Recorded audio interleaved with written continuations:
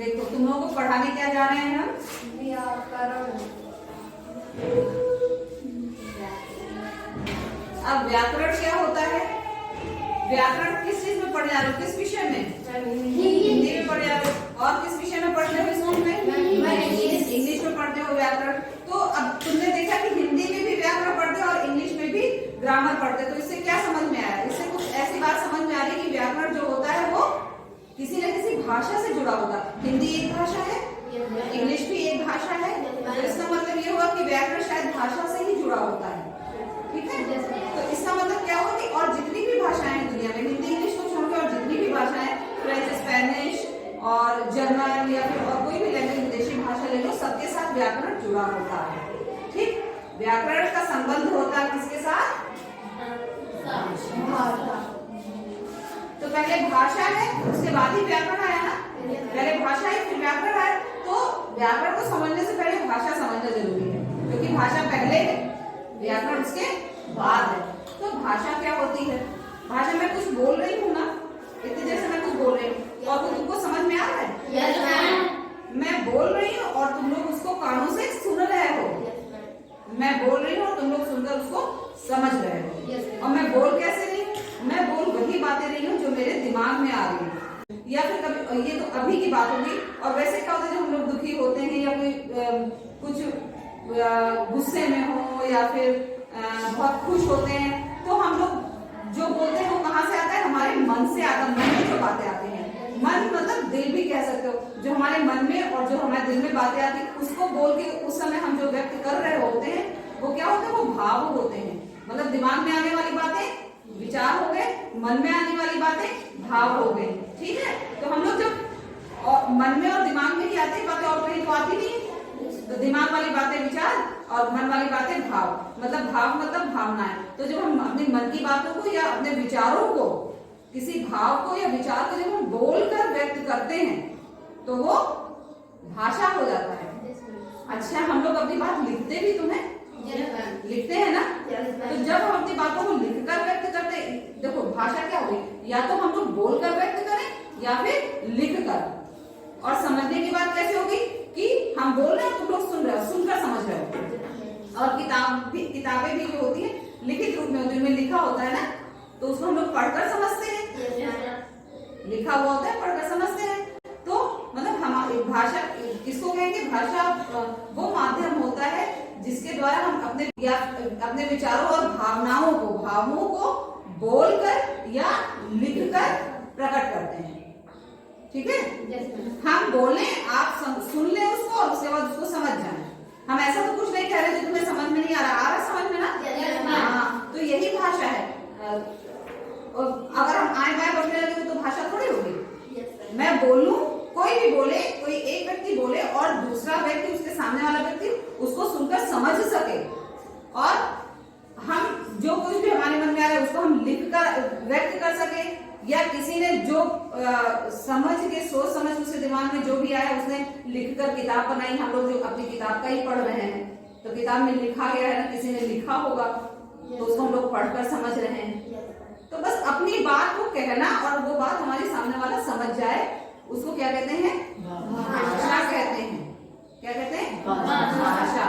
मतलब अपने मन के भावों को और अपने विचारों को लिखकर या बोलकर प्रकट करना, और दूसरे के भाव या विचारों को सुनकर और पढ़कर समझना। समझे?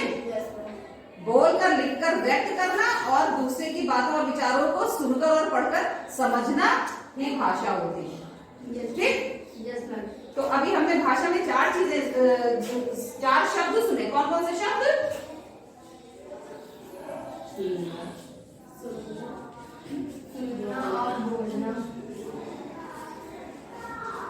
पढ़ना और लिखना।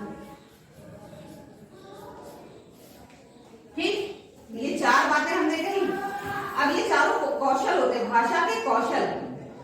भाषा के कौशल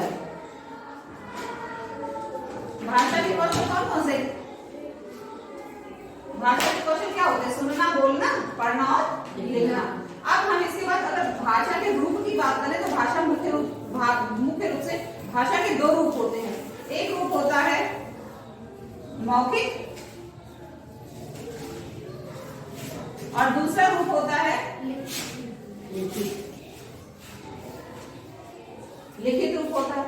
तो भाषा का अगर हम कहें कि भाषा का मौखिक रूप क्या होता है, तो भाषा का मौखिक रूप वो होता है जो जब हम अपनी भावनाएं बोलकर प्रकट करते हैं, अपनी भावनाएं या विचार हम लोग बोलकर प्रकट करते हैं और दूसरों की बोली हुई बातों को सुनकर समझते हैं, तो वो क्या हो जाता है भाषा का मौखिक रूप। अब जब यही चीजें हो जाती है कि जब लिखित रूप की बात करें तो लिखित रूप क्या हो जाता है, जब हम अपनी भावनाओं या विचारों को लिखकर व्यक्त करते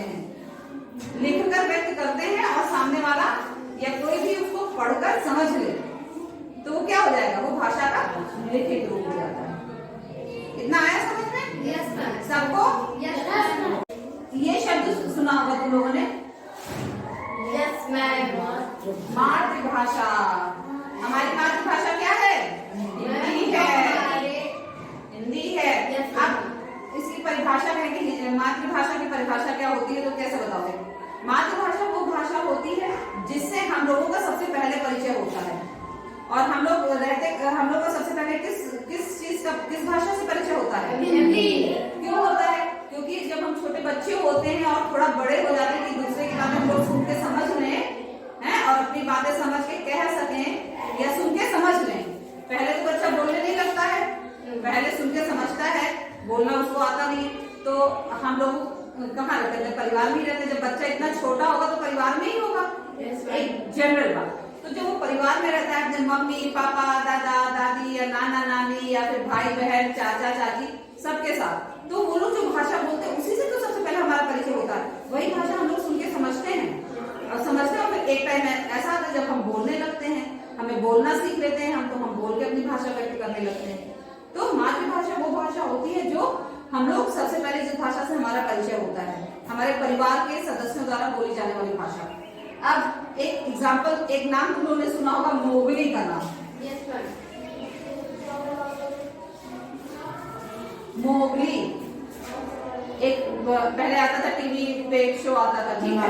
मोगली, हाँ, मोगली एक ऐसा बच्चा है जो कि वो बचपन में ही अपने माँ बाप से बिछड़ गया था। ये कैसे करके वो जंगल पहुंच गया था। कहाँ पहुंच गया था? जंगल। और जंगलों में वो पला है। जंगल में क्या होते हैं? जानवर होते हैं, पशु पक्षी होते हैं। वो पशु पक्षियों के बीच में रहा, वो अपने मम्मी पापा के साथ नहीं रहा। अपने मम्मी पापा के साथ रहता तो जिस देश का वो रहने वाला था शायद वो भाषा वो सबसे पहले उससे परिचय होता उसका। लेकिन वो जंगल में था, जंगल में पशु पक्षी रहते तो उसका सबसे पहले किस भाषा से परिचय हुआ? वहां के रहने वाले जानवर और जो पक्षी वगैरह जो भाषा बोलते थे उससे। सांप की भाषा है, शेर की भाषा, ये सारी भाषाएं उसने पहले सुनी, उनसे उसका परिचय हुआ और शायद वो फिर बाद में उन्हीं की भाषा में बात भी करने लगा। वो लोग जैसे बोलते थे वैसे ही बोलता था। भाई जब उसने हिंदी या कोई दूसरी लैंग्वेज सुनी नहीं तो कैसे नहीं जानेगा ना? तो इसकी मातृभाषा वही है, जंगलों वाली, समझे? तो कोई बघीरा नाम का कौन था, उसने इसका पालन पोषण किया था ना, तो बघीरा की भाषा समझता था मोगली।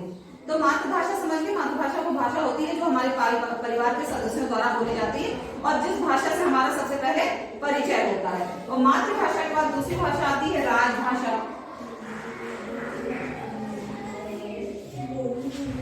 राजभाषा, अब राजभाषा में एक शब्द है राज और दूसरा है भाषा। अब राज मतलब राजकाज, और राजकाज हम लोगों को कहाँ से चलता है? कार्यालयों से चलता है विभिन्न, ठीक है? हमारा पैसे का कोई लेन देन हो कुछ भी हो तो कार्यालयों में होता है और पोस्ट ऑफिस से भी हम लोग अपना काम करते हैं। मतलब कामकाज की भाषा, जो कौन से कामकाज की भाषा? जो ऑफिसेस है, कार्यालय है, ठीक है? अलग अलग जो कार्यालय, उन ऑफिसेस में जो भाषा प्रयोग की जाती है वही हमारी राजभाषा होती है।